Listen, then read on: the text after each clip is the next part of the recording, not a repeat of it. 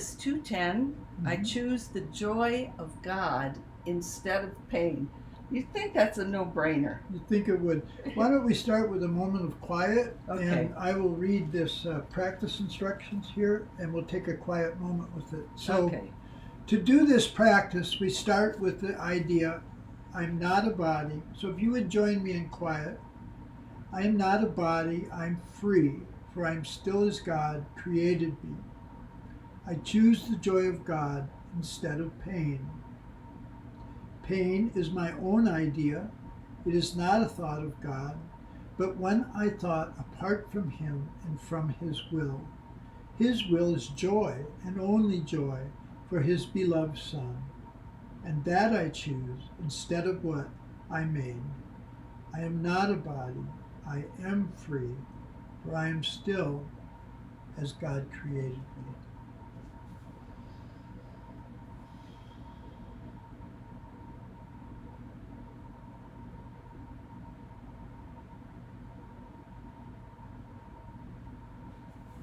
Amen. Thank you. Good way to start. Yeah, so you had some great ideas about this lesson. Well, what struck me just now as we were reading this is, and that I choose instead of what I made. And we have to, every once in a while, remind ourselves what the Course is saying about make and create. Right. It's in the original notes, the words are used interchangeably for quite a while. But when they went to edit this version, they made it very clear, and it's helpful. And that is, what God created is eternal and changeless. That is what's real. Right. And whatever changes, starts or is born, rises up and appears to have a name to it, disappears, changes, whatever it is, we made it out of our choice to put a filter over creation. Right. So we can still see creation reflected there if we choose to. But when we see a situation and we call it bad or horrible, for sure, it has something to do with death, which means it's part of that cycle that we made. Yeah. So that's the traditional discernment, traditional discrimination, that what we want is not the temporal, but what is eternal. Yeah. Right? And so what the Course is saying is that we're hiding our true power of mind, which is a creator. But what this lesson said and the other lesson said, the light of who we are stayed with us. When we think we left love, that light stayed with us. And what that light allows us to do, we're free to make another choice of how we see ourselves. Right. We're free to make another choice of how to see ourselves. And so I can say, I'm not a body. I am free. I'm spirit. I'm still as God created. Yeah. Right? I'm eternal spirit. Right. So understanding that you have the freedom to do that is our one remaining power. Right. And you have the freedom to think differently. Right. You have the freedom to say, I don't like the way I feel when I'm suffering, when I'm in pain. I don't like the way I feel. And that also applies to when we don't like the way we feel when we see other people in pain. Yeah. And the ability to empathize, it says in beginning of chapter 16, Right. is very helpful to the Holy Spirit. Yeah. But we have to do it in His way, which means if I see someone else in pain, apply the same rules to my own mind instead of focusing again on how horrible it all is. Yeah. We have a way to heal it by letting the light in our own mind shine Right. onto that situation, see that other person as being whole, complete, beloved of God, all of that. The Christ, one with myself. So just as we would with our own self, Right. we let go of the painful part and we focus on the true part. Right. The painful part is what we made up. And that helps them. Yeah. So, it's not on the screen right now. Janet arrived with a little poster, and it said something like, Here, you want to see if you can find it? Yeah, I can. Because it's kind of appropriate here. Okay, I'm going to read it. It says, what does it say? The music in the soul can be heard by the universe. Isn't that wonderful? So when you're in pain for yourself or out of what the Course calls false empathy for someone else, start the music in your soul. Right. So let's talk. That carries out into the universe. Right. Yeah, and as we learned yesterday, how I see myself is how I'm going to see the world. Yeah. So if I grant myself mercy and forgiveness, then that's the lens that I'll see the world. Right. So that section she was talking about, it talks about true empathy and false empathy. And according to the Course, false empathy is joining them in their suffering. That's compassion. That was what the word always meant. Join them in their suffering. And there's always an element in truth in the ego's lies, because we do want to join with them. Yeah. But here's what the Course is saying in that true empathy thing, is joining them in the truth of who they are. But don't just give to the Holy Spirit your spiritual development. Give everything to the Holy Spirit. What am I going to do? Where am I going to go? What am I going to say? Right. How am I going to interact? With that, we keep to our secrets of, well, I'll handle that, God. You take care of the big stuff, and I'll handle this little stuff here, which we try and do in secret. Yeah. And he said, give everything to the Holy Spirit. In fact, the instructions in this lesson is Jesus says, I'm offering you to the Holy Spirit. We're dedicating these practices to the Holy Spirit such that whatever you need, whatever help you need, whatever you need to do, say, or think, comes from the Holy Spirit. Why? Because my mind is quiet. Yeah. I'm no longer analyzing why did the pain occur. What did they? I'm not analyzing that stuff. Right. I'm asking for another outcome. Right. Because why? I don't like the way I feel. Right. It's really that simple. That's like the barometer. Yeah. It's like we know we don't like the way we feel when it's about number one here. Yeah. But also we don't like how we feel when we see someone else in pain. Right. I mean, even killing a bug kind of hurts. Yeah. It's like we don't want to do it. Yeah. The ego can really twist that, make us believe that anger and all of these, even despair, is like the drama is so interesting. It's like they say in the 12-step program, the addict always has somebody what's called the ace in the hole, and the ace in the hole is somebody who will listen to your drama and go, that really is awful. Yeah. Oh yeah. I mean, I don't know how you survive in that situation. Poor you. Oh my God. Yeah. That's the false empathy. That's false empathy. That's joining them in suffering. Okay, so I'm going all the way back to lesson 38. All right. It says, and 38 says, there is nothing my holiness cannot do. There is nothing my holiness cannot do. Now to me, this is like a foundation for the lesson we're doing today. Mm-hmm. I choose the joy of God instead of pain. So it says, so part of the practice that day is in the situation involving such and so, in which I see myself, there is nothing my holiness cannot do. Right. But then it's also in the situation involving whatever it is, involving that person, name that person, right, in which he sees himself, there is nothing my holiness cannot do. It's like that the song is heard throughout the universe. Right. It's we have the ability to relieve other people from pain.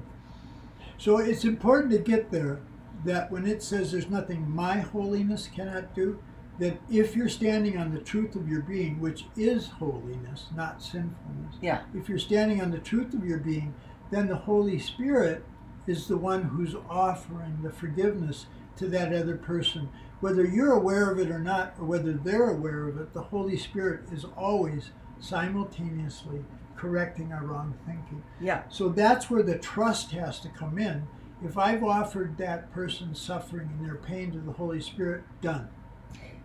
Right. So I've done my job. right, because it says there's nothing my holiness cannot do. It doesn't say I'll fix it. Right. It's like the holiness that is mine is everyone's. That's right. So it's like saying there's nothing holiness cannot do. Right. But it gives us the power, the responsibility Right. to do something about it. And you use the word forgiveness. We could also use the word undoing, Absolutely. which could include undoing of the suffering of being caught in a flood. You know, the emotional suffering, the physical suffering, the whole McGillicuddy, the whole thing can be healed when we call on who we are Right. instead of looking at the pain and trying to solve it on the level of what's not real. I like This not real thing, that not real thing. You know, it's like it can just be a constant battle. that undoing is so, I'm glad you mentioned that, because that's the whole point of this first part of the workbook, Right, is undoing the way that I think now. right, And in that in that false empathy, it's saying, give everything to the Holy Spirit. What should I do? What should I say? What should I think? right. So Where not, should I go? What should I say and to whom also? that's right. Yeah, So not only have I given my spiritual development to the Holy, it's everything that I would do, say, and think. right. So we think that's what I need to settle. You know, Yeah. that's what I need to figure out is by, and you do need to know what to do and say and think. Yeah. But it comes from the Holy Spirit because I'm standing on the holiness of God's creation, Right, of myself, Right. and that creation I share with everything. yes, And that's why we can help them. yeah, They still have to be free to choose it in their awareness, yes, but we've got to understand the Holy Spirit is always doing it. yeah, It's a done deal. right, Salvation's fate, I always say the Latin wrong, but it's fait accompli. fait accompli. No, you said that right. Accomplished fact. That's Salvation right. is an accomplished fact. That's right. Yeah. And so to go back to this, pain is my own idea. Wow. I made it. I don't believe that. But it's true. We're beginning to realize it. No, I know. When we choose the love of God instead of pain, then we can see, oh, my choice here took me out of it. That's right. You know, I should have said I don't always do it. yeah. Because we are learning. Oh, But yeah. Go ahead. What did you say? I was going to say how I was sharing with you the other day how many times a day. I mean, I have some shortcuts to these things. Yeah. You know, and one of them is, I bet everybody here occasionally has these kind of like random zinger thoughts that go right to the gut or the heart or take over your mind of how bad I was at a certain point, this thing that I did. Right. And when that happens, I say, help me, Jesus.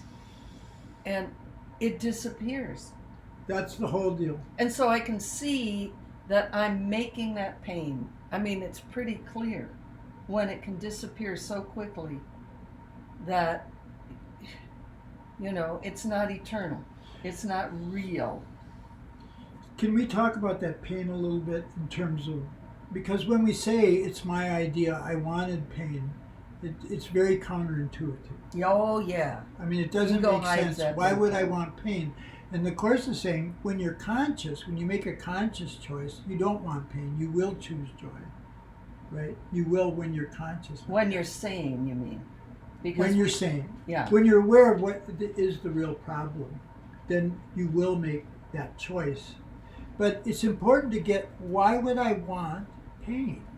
And what the Course is saying is that the whole sense of an ego and the world that comes from it was our desire, seemingly, to replace God, to replace love. That's what we thought we would do. It's like, Hey, that'll be fun. let's see what it would be like to be without infinite love. Let's see what it'd be like to be in a body that can be hurt. Right. So so what it's saying is if that part of your mind is still trying to replace love, is still trying to replace God, and if you believe you've done that, then the other thing the Course is saying is that you believe God's mad at you for doing that, and God's going to punish you. So what do? If we're trying to replace God? We punish ourselves.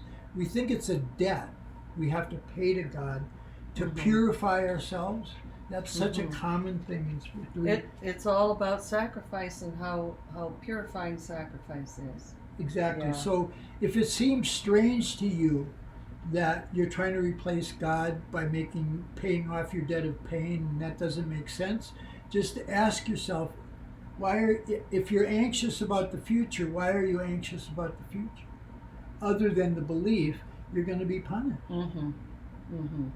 And Right. that's the crazy idea that you can change right now. Yeah. So, if you've read the text, you know how many times he says, "You're insane. You're crazy." And it was only a crazy thought, the tiny mad idea, Right. that we could leave God. But if you think about it in very practical terms, it's like as soon as you, let's say, cut your finger, something hurts, all your attention goes right to that. Yeah. So where's God? No, God isn't here. God is. My attention is on my finger. Attention is really, really powerful. Right. Focus of attention. Right. And the Course is very kindly, because it's not going to condemn you because you chose Not at pain. all. It Yeah. just gives you another way to think about it. Right. And in that lesson, what is that lesson? Sickness is a defense against the truth. Exactly. Says that we make the choices consciously, That's right. but then we bury it. And we forget it. We forget it. Yeah. But it's still available to us. Right. So even though it doesn't seem like a conscious choice, you do have the power to change it. Right. And the pain is the signal. Hey, time for a change. See, and that's the point too, where getting into the heart, looking at how I feel, because we often, when we have pain, and there's a part of this that's really appropriate, but we're analyzing, why am I in pain? Why are they pain?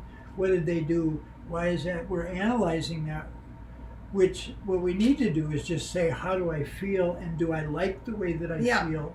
And if we change that, right, everything changes from that. If we change the thought that produced that feeling. Right. And so what you're referring to is chapter 4, section 4, this need not be. Exactly. And it says, if you have pain in any form, it's because you've thought about a brother differently from the way God would have thought about That's it. So God only sees the lovableness of us. Right. But the point I wanted to finish on that idea is that we have to see the power of our wanting. So rather than analyzing about the pain, we say, I don't like it, I don't want it. But then we've brought ourselves to peace so we can hear the Holy Spirit guide what we're going to do here. Right. So we may hear, if you eat, 3 pounds of ice cream, this is how you feel. That's perfectly legitimate. Oh yeah, it's being very practical on this level. But the point is, solve the real problem first. Right. And then you're in touch with this power right. of the Holy Spirit. The some of these practice instructions are giving us the small practical opportunity to see that. Yeah. So, in the introduction to the review, Yep. Which is a few pages before our lesson today, it says when you are tempted. So that means when you're upset. Mm-hmm. That's a form of pain.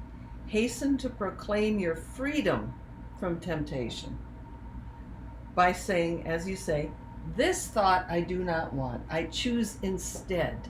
Yeah. And then fill in the blank with the thought for the day.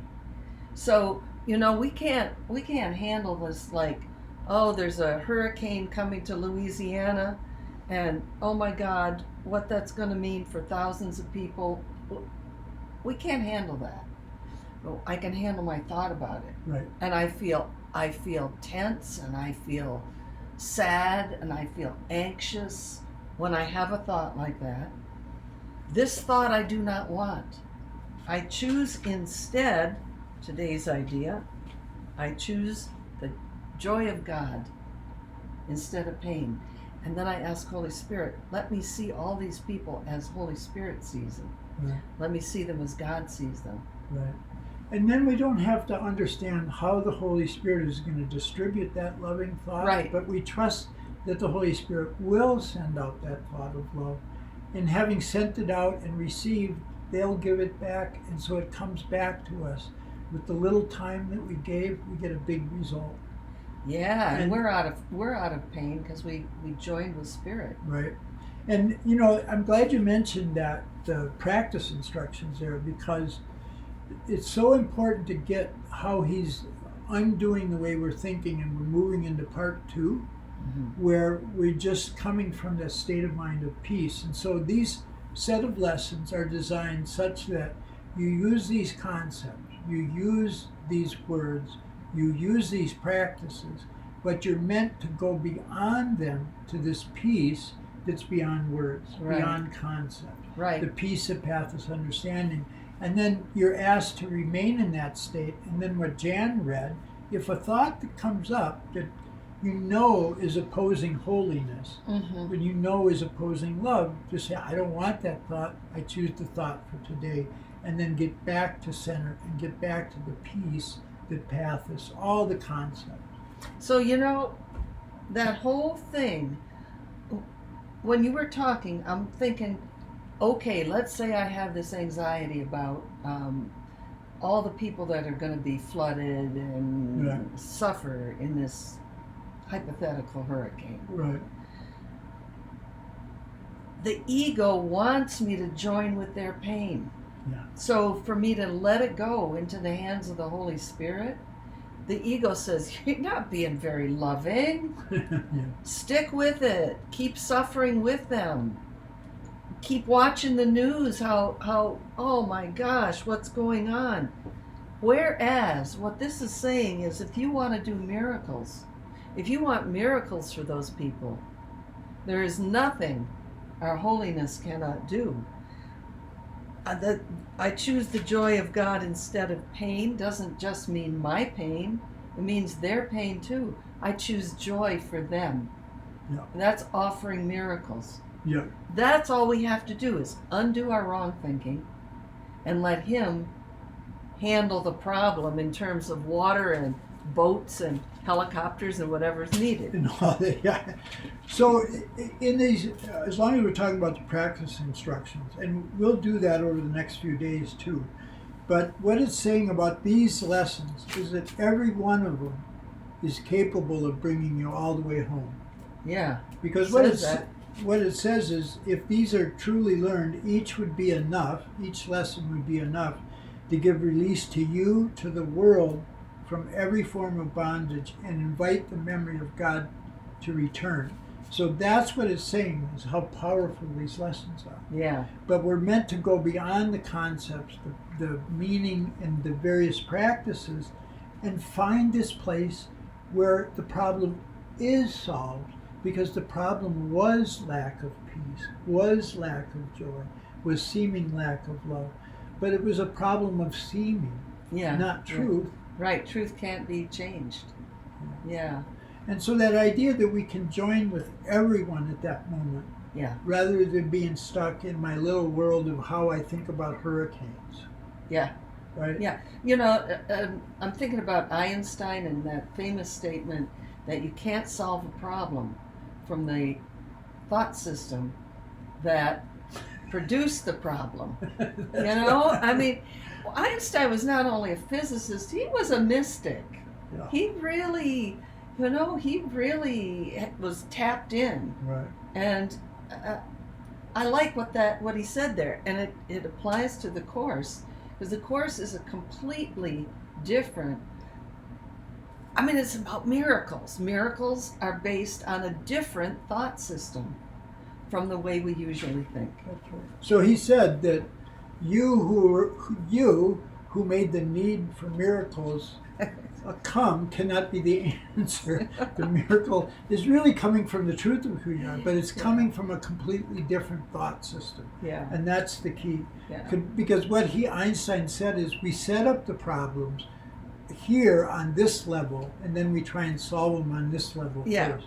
Yeah. Which is fine, but what we want... It doesn't solve the core. It doesn't solve the core problem. Yeah. Right? Yeah. So we just have to have this whole other framework. Yeah. This framework from this standpoint isn't going to work. But if we do get that new framework, then we're free to offer peace. Yeah. Instead of, you're my problem. And all we have to do is work on ourselves. Yeah. And I think, questions have come up. Laura is here, and I'm still working with your question, Laura, from last Friday about how do we solve the problems in the world when we're so little and small and apparently powerless. And to give another angle on it, because we've already talked about it several times, when I feel a little bit of pain, solve it here. What I'm doing then is tapping into a deeper level where miracles can arise from the Holy Spirit. Anywhere in the world. It's a non-local process. Right. And so getting happy for yourself is the best thing you can do for the whole world. Yeah. I know it seems counterintuitive, but it really is what we want. It's just the opposite of what the world teaches, that if you suffer with people, then you're relieving their pain. But unfortunately, it doesn't work. It doesn't solve the problem that keeps on producing more pain. It still is in the realm of the ego. That's right. So, this, where you just read this, when you are tempted. So in other words, we use this practice to go beyond it, to get to the peace. But if an unloving thought comes up, we say, when you are tempted, hasten to proclaim your freedom from temptation. As you say, and I don't want that, I want this. But look at that, how it's turning around traditional thinking. Traditional thinking was, should I choose, to eat this cookie, or should I eat... No, I don't want to be tempted to indulge myself. I don't want to be tempted broccoli, no cookie, broccoli. Yeah, whatever. I don't want to be tempted to be worldly or whatever. And this is saying, no, your temptation is to lose the sense of peace and joy and love that's there. That's the only temptation. It's not about you fighting against your evil nature. Right. It's about finding the truth of who you are. Right. And that just naturally leaves. Yeah. That's what real temptation is. Yep. And response to temptation is always mentioned as using the day's lesson. Yeah. When you have a twinge of pain, emotional pain, do it that way. Great. So I'm gonna turn off the recording here, and then we're gonna open it up for